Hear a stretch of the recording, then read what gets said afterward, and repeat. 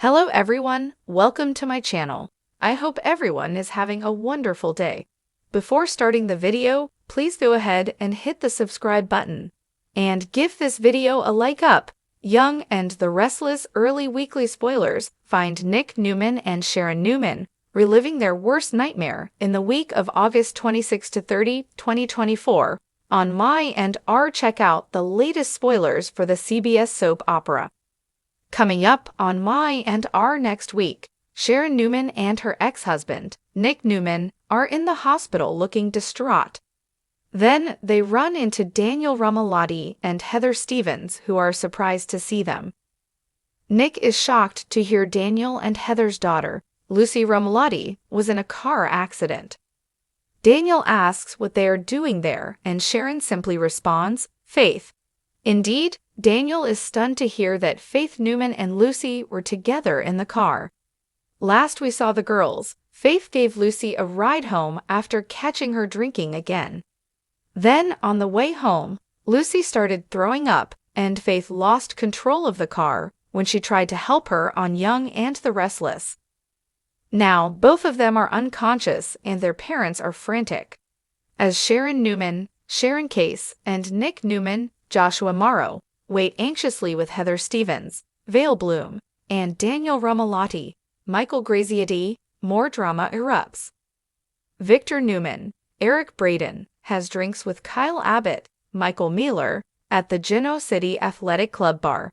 He tells Kyle he thinks it's time for his granddaughter, Claire Grace Howard Newman, Haley Aaron, to make a change. He says Kyle should start looking for a replacement for Claire as his nanny. Kyle can't believe what he's hearing and asks Victor if he is asking him to fire Claire. Indeed, it looks like that's exactly what the mustache wants. Elsewhere, Adam Newman, Mark Grossman, is furious when Billy Abbott, Jason Thompson, shows up at his place drunk and aggressive. Adam is still lying about his night with Chelsea Lawson, Melissa Claire Egan.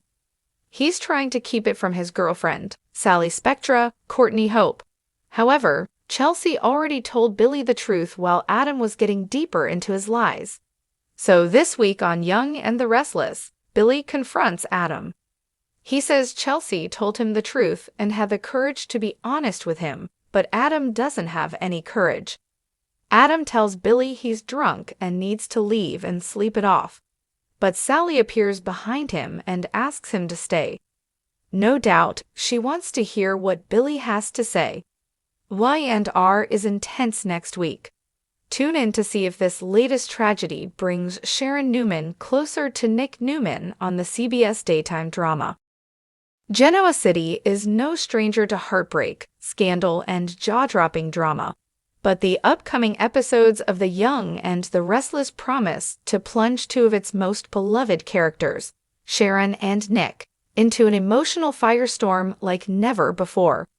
Early edition spoilers reveal that their worst nightmare is about to become a chilling reality, threatening not only their personal lives, but also the fragile peace they've worked so hard to maintain. For decades, Sharon and Nick Newman have danced a delicate waltz of love, loss, and reconciliation. Once Genoa City's golden couple, they've survived infidelity, mental health crises, custody battles, and the devastating loss of their daughter, Cassie. And just when it seemed like the former lovers had found solid ground as co-parents and confidants, the universe throws them into chaos yet again. Spoilers hint at the shocking return of Cameron Kirsten. Yes, the same manipulative, abusive ex of Sharon's who terrorized her years ago and was presumed dead. Only this time, he's not lurking in the shadows. He's back with a purpose, and it's personal. At first, Sharon dismisses the idea as impossible. Cameron had been locked away for years, and reports of his demise were enough to bring her some peace. But eerie signs begin to appear. A mysterious bouquet of white lilies on her doorstep, an anonymous message written in blood-red ink, and a sense of being watched that she can't shake. It's only when a package arrives at Crimson Lights, a box containing an old photo of her and Cameron, slashed in half, that she finally admits something is very, very wrong. Nick, ever Sharon's protector, jumps into action the moment he realizes she's being targeted. Though the two have been living separate lives romantically, the deep bond they share flares up again as danger encroaches. Nick reaches out to Victor for help, mobilizing the Newman security team to keep watch on Sharon and their daughter, Faith. But when Faith goes missing from the Newman ranch, everything unravels. It's Nick and Sharon's worst nightmare all over again: a child in danger, a sadistic villain at large, and a past that refuses to stay buried. Early spoilers suggest Faith may not be just missing. She might have been abducted by someone who knows the deepest, darkest parts of Sharon's past. A cryptic voicemail left on Sharon's phone plays the chilling line, "One daughter taken wasn't enough, was it, Sharon?" The line echoes Cassie's tragic fate and shakes Sharon to her core. As the minutes turn into hours, and then into a full day without any sign of Faith, panic sets in. The entire Newman family rallies together, with Victor and Adam even putting aside their differences to assist. But Nick is unraveling. He blames himself for letting his guard down, for assuming the past was truly behind them. This nightmare threatens to fracture Sharon in ways she hasn't experienced since her battle with cancer. She begins to question her own sanity again.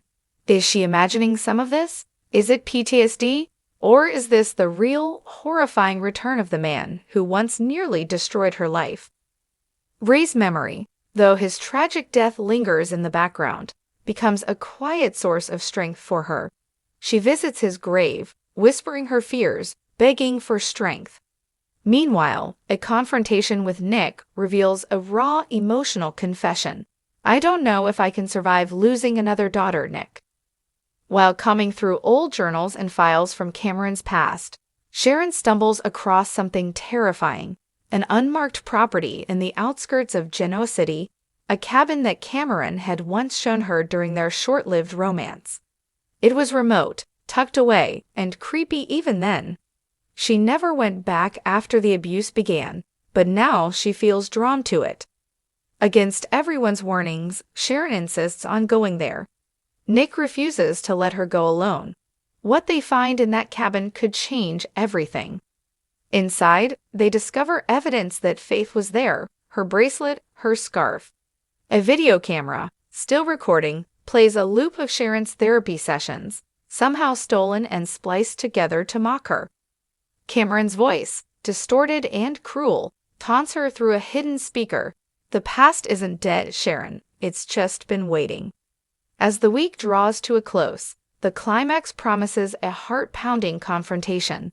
Spoilers tease a showdown in the woods outside the cabin, where Sharon faces Cameron one last time. But she's not the same fragile woman she once was. She's stronger, wiser, and fiercely protective. With Nick and a newly arrived Chancellor moving in from both sides, Cameron's grip tightens.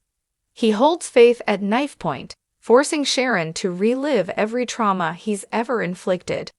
But it's Faith, brave and resourceful, who finds the opportunity to fight back, throwing Cameron off balance just long enough for Nick to make his move.